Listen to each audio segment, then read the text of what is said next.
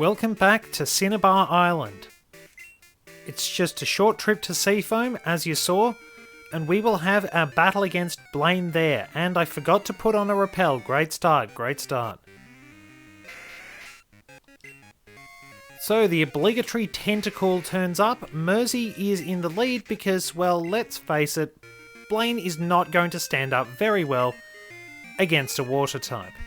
I've bought some more items for some objectives we will be fulfilling later on. Now, where are my repels? There we go. I will have to buy some more.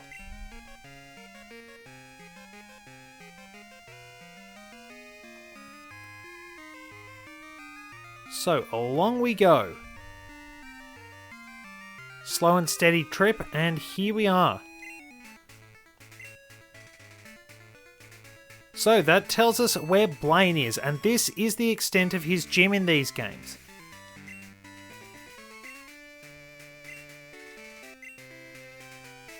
That's really rough. You'd think that the league would actually bother to help him out.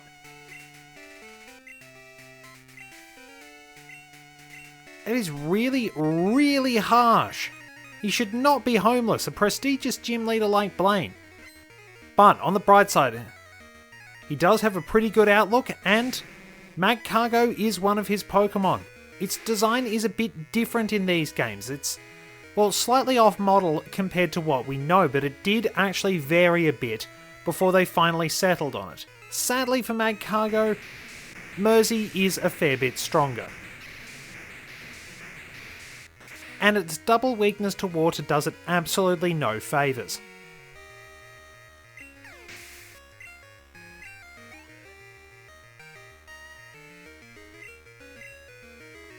Even though Blaine was associated with Magmar in the anime, it didn't get onto his team until Yellow version.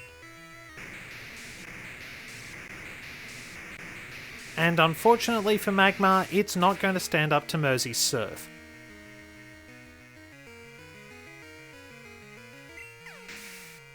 It's kind of unfortunate that Blaine is a Fire-type gym leader on Cinnabar Island when you have to have a Pokemon with Surf to get there. You might as well have a good water type. But we're going to turn the spotlight on Blaine's ace Pokemon now. Let's take a look at Rapidash.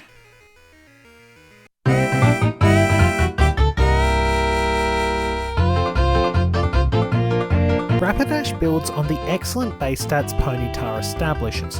It gains 15 base points in each of its stats upon evolving.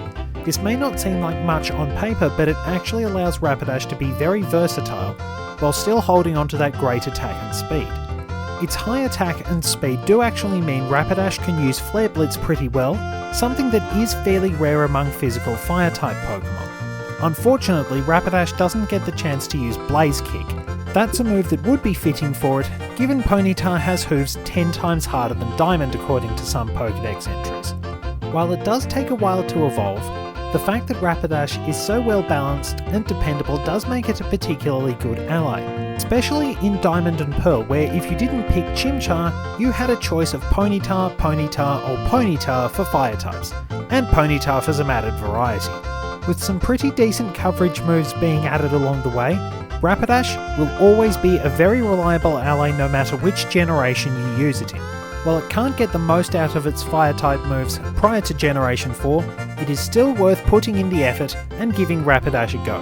It may be a little hard to find, but looking for it and using it will be very rewarding. Plus, who wouldn't want a horse that looks this awesome? And it's fairly impressive level Rapidash is too.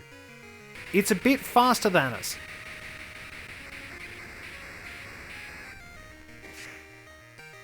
Showing off a pretty impressive Fire Blast. And it got the burn, okay. Well, Blaine is never wrong when he says you'd better have Burn Heal. It's pretty much his iconic line. And down. Ooh. I didn't think I was going to get it in one shot. Nice work, Mersey.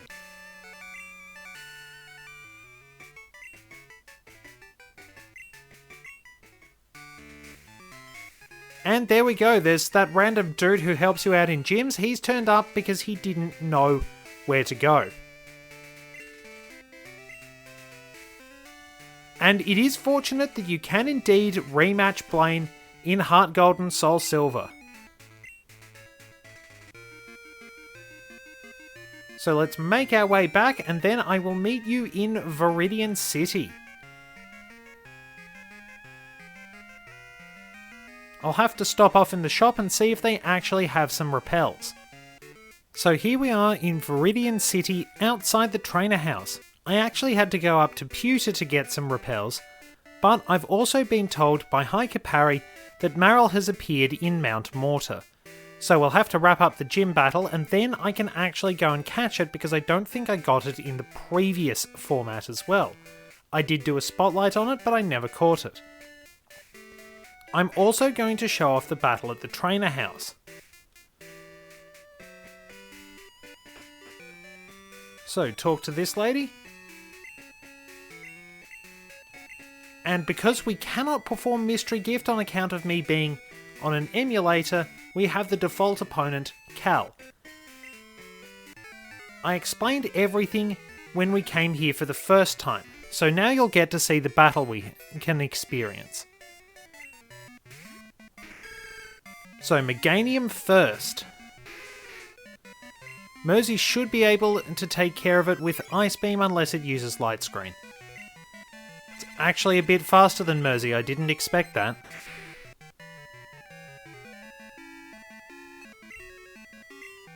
Okay, so I'll put a Confuse Ray on it. It doesn't appear to be using grass moves, why not? That looks really cool. Slightly trippy and really cool. So we'll hit it up with a Body Slam too. See how that goes.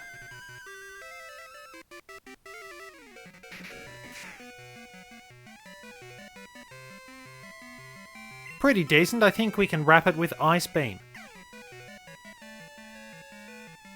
Oh, it has Synthesis. Probably not surprising, really. If I could freeze it, that'd be handy.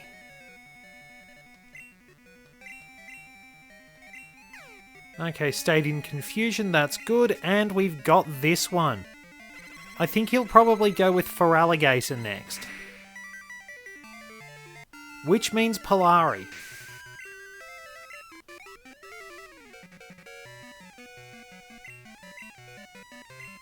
Would be stupid to send out Typhlosion, so here we go.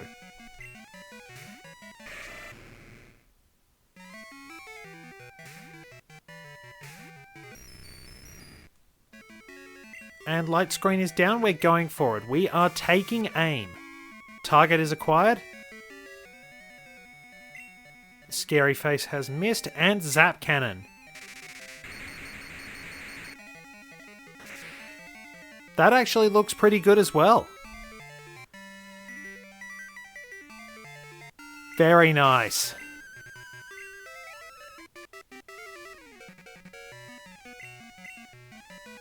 And for Typhlosion, we will go back to Mersey, who will probably get the level up.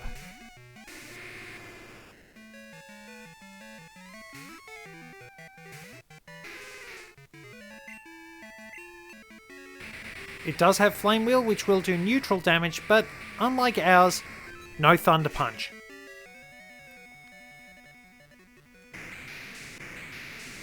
I will have to top up my team before I battle Blue. And I'll probably need a Pokemon that can actually help me catch Marill, but then again I do need Flash to go into Mount Mortar, as you saw, so I can bring Weepinbell along. Oh, just...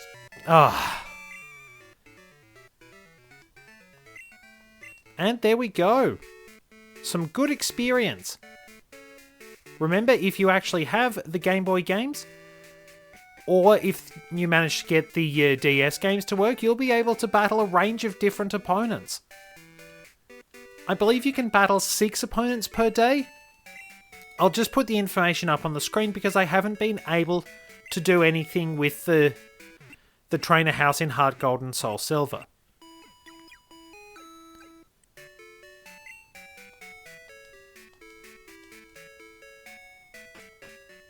And with that, it is time to take on the Viridian City Gym. Just one opponent in there, the gym leader.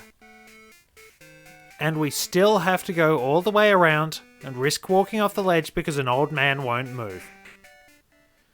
So here we are. It appears the gym has been refurbished and built out of Lego. At least that's what I always thought it looked like. But here we are.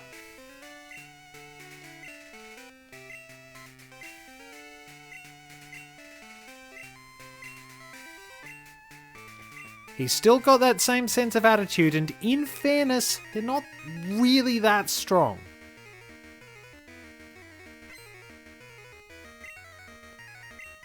Blue will lead with his Pidgeot, which can be considered a signature Pokemon. His team is also considerably stronger than mine.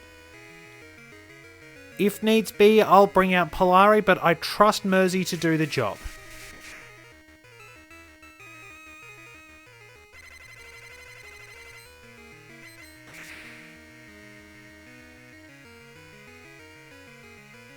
He is definitely a step up from what we've been facing, and nearly down. However, it's not really doing that much damage. It is a bit of a problem with Pidgeot that it's not really strong. It was fairly well balanced, but it wasn't quite a master of anything. It did get a bit faster in later generations, and its Mega Evolution gave it a niche. Sunny is not going to be much help in this. Alakazam. Who is our best bet against Alakazam? It is probably Dash. But then again, I can't necessarily expect him to do the same thing he did against Sabrina's Alakazam. It's also going to be a fair bit faster. Well, it's gone with Reflect, that's the intelligent thing for it, but we will hit it with a Shadow Ball and see what happens. Okay, so it would have been a knockout if he hadn't done that. Recover. Keep pressing, Dash, I believe in you, man. You've been the little guy that could all the way through this journey. Special defense is down, which is sort of useful. Oh, come on. I believe in you, Dash. You can hold on. It's going to do a fair bit of damage.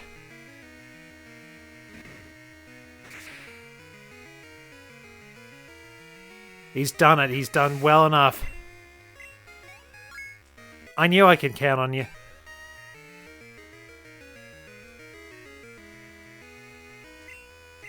Right on. Well, absolutely no... Actually, Sunny probably could handle that. Right on is not going to be very fast, so... Tell you what. The power of the sun. Sandstorm. This is Gibson's domain.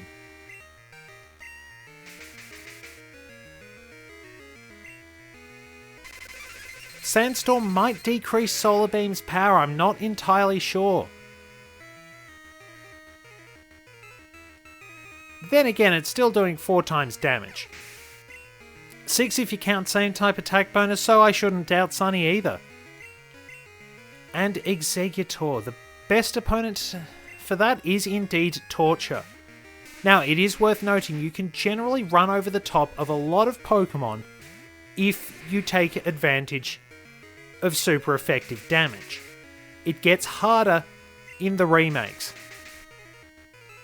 And you do have this annoying, really bothersome animation of the weather playing out after each turn. It's much better in the later games, I think Generation 5 and onwards, where they just have a little icon showing you what the weather is for each turn. And Torture takes it down in one shot. Everybody breaks under Torture eventually. Polari, it's your turn to take care of Gyarados. Now, I sincerely doubt that Thunder will be particularly useful. I think its accuracy might decrease in a Sandstorm, I'm not entirely sure. But we're gambling. We're hitting. And we are knocking it out. I do know that while Sunny Day is active, Thunder's accuracy decreases. It actually drops to 50%, but it will always hit, except for special circumstances, in rain. And Gibson is coming out to handle Blue's ace Pokemon. Our second Spotlight Pokemon for today. And as it happens, one of my favourites, Arcanine.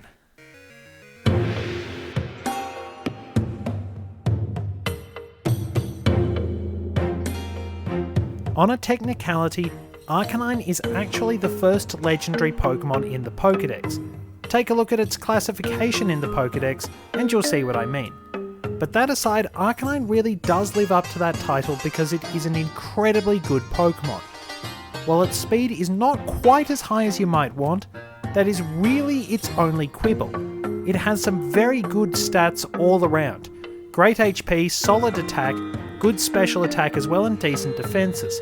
It can later supplement this with Intimidate, allowing it to be a bit more bulky on the physical side. Arcanine can hit hard with a lot of powerful attacks. It really is worth the time investing in Growlithe, which is fairly strong as is, and waiting to get Arcanine. It is worth noting that Arcanine has the highest base stat total of all non-legendary Pokemon that don't have debilitating abilities.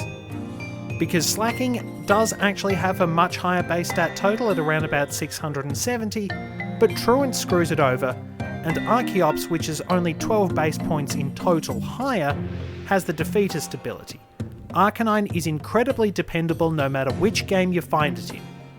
For somebody like me who absolutely adores cats, to have such pride in and fondness for a canine Pokemon, that really says something about how good Arcanine is. I swear by it, and it's my favourite Fire-type Pokemon, so please, give it a go and you will not be disappointed. And with the Sandstorm continuing to inflict deep hurting on our opponents, it's time to drop an Earthquake, although Flamethrower is going to be pretty strong. Worth noting, from Generation 4 onwards, Rock types got a special defense boost in Sandstorms. If Gibson doesn't drop this in one shot, I'm in a bit of trouble. Arcanine has great stats. Has he done it? He's done it! Nice work, Gibson. I can count on all of you in a crisis. And yeah, he had a bit of a level advantage on us.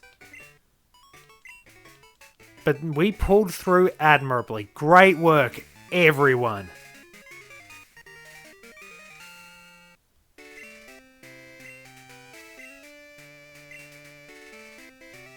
Well, he's still got his attitude, but he does respect us. He changes a bit more in the remakes as well. And of course, I think once you've got all the other gym leaders' phone numbers, you'll be able to get his at long last. Let's wrap this little passage up by going to talk to Professor Oak. Now, I admit that's the sort of quality we should be facing most of the time. We should be facing much stronger opponents, and the remakes were better about that. I knew his team was around that level in the remake, so I admit I was a little caught off guard. But I trust my team. I know how well they can do, and they pulled it off admirably. Let's go see what Professor Oak has for us. I mean, you know it's passage to Mount Silver, but we have to formalise it.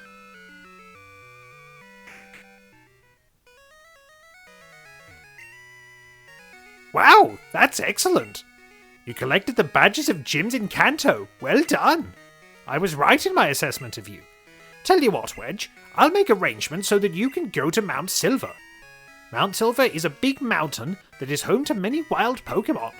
It's too dangerous for your average trainer, so it's off limits. But we can make an exception in your case, Wedge. Go up to Indigo Plateau.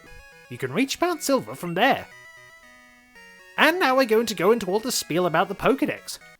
Do I have a slightly different rating for you? Nope, I'm just going to tell you about times of day again, just to annoy you so I seem like a scatterbrained old man. But do come visit again. You're probably the best trainer around. Well, that wraps things up very nicely for our quest. It is worth noting we can actually go back to Vermilion City and talk to a guy there, so tell you what, I will see you there. So here we are back in Vermilion City, wrapping up the episode by seeing what that one random guy just near Diglett's Cave has for us. It's TM64 Explosion in the remakes. In this, drumroll please, it is an HP up, which really isn't worth it.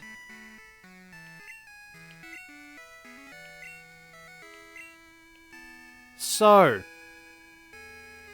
kind of a good way to end it, on a disappointing reward to reflect on admittedly mostly disappointing trainers.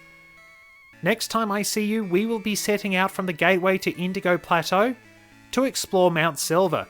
Thank you very much for joining me, and I'll see you in the next installment of our scenic tour through the Kanto region, where we actually head back to Johto because Mount Silver is there. Oh, before we do go though, Wonder Boy here actually forgot that he needed to go and get Marill. Whoops, wrong one. So let's actually make sure we do grab Marill to wrap up the episode properly. Then I'll see you out on the path to Mount Silver. Alright, come on little Marill, where are you? Do I actually have a rappel on? No.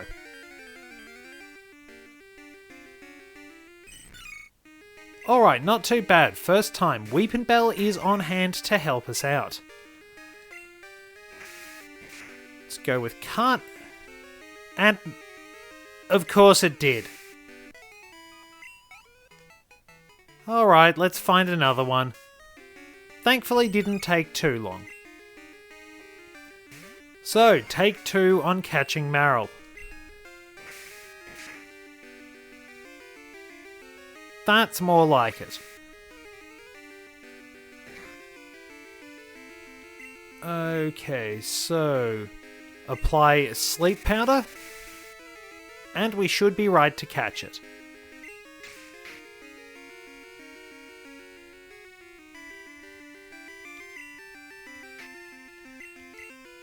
As a matter of fact, I've actually decided right now we're going to revise the plans for the next episode because we're in Ekritique City. The Tin Tower is here.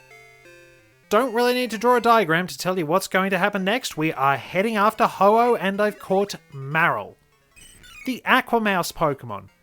The tip of its tail, which contains oil that is lighter than water, lets it swim without drowning. So we've wrapped that up.